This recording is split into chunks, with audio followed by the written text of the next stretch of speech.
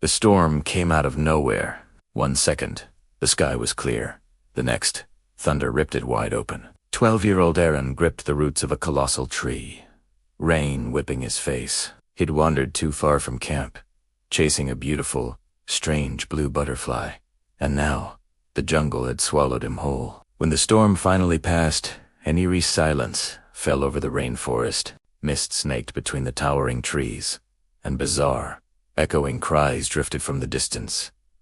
Aaron shivered. He'd heard the stories about this forbidden place what scientists called the Lost Basin, a hidden pocket of time where prehistoric creatures were said to still roam.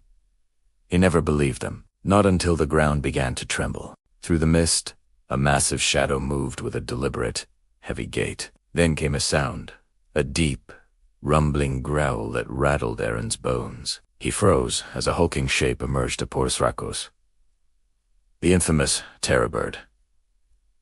It was taller than a man, its hooked beak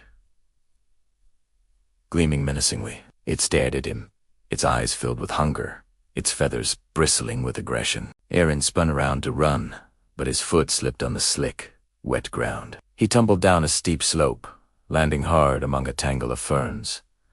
The bird shrieked and leaped after him, and then another sound, a roar, low and thunderous, that silenced the entire forest. Out of the shadows lunged a blur of muscle and golden fur. The terror bird let out one final, terrified scream before a massive paw swatted it aside like a toy. The newcomer, a saber-toothed lioness, larger than any big cat Aaron had ever imagined, stood over him. Her fangs, long and curved like ivory daggers, were terrifyingly close. Her golden eyes met his, and for a long, breathless moment, neither moved. He was sure this was the end. But she didn't attack. She sniffed him once, let out a soft growl, and then turned away. After a few steps, she looked back, as if she was waiting.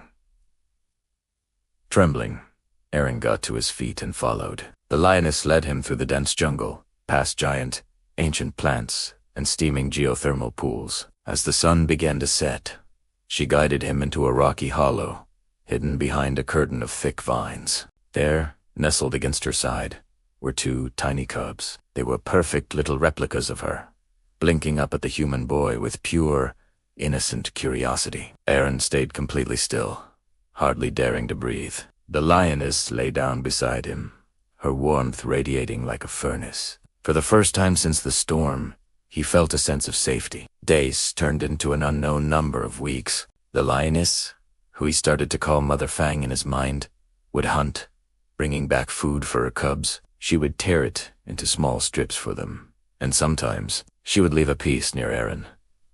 He learned to drink from the same stream and to stay silent when the night filled with the roars of distant, unseen beasts. One night, a pack of dire wolves crept towards their cave.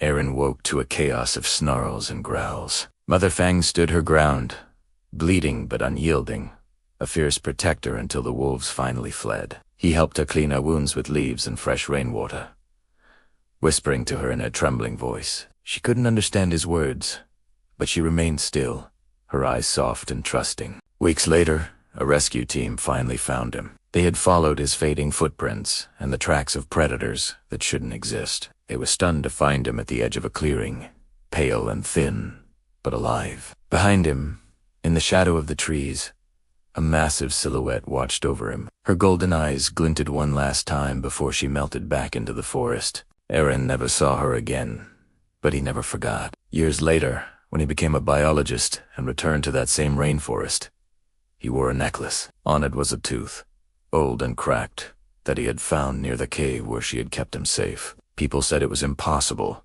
that saber-toothed cats had been extinct for millennia. But Aaron knew the truth. He had looked into her eyes and seen the heartbeat of a world that refused to die. Thank you so much for watching. If you enjoyed this story, don't forget to like, subscribe, and hit that notification bell for more incredible tales. See you on the next one.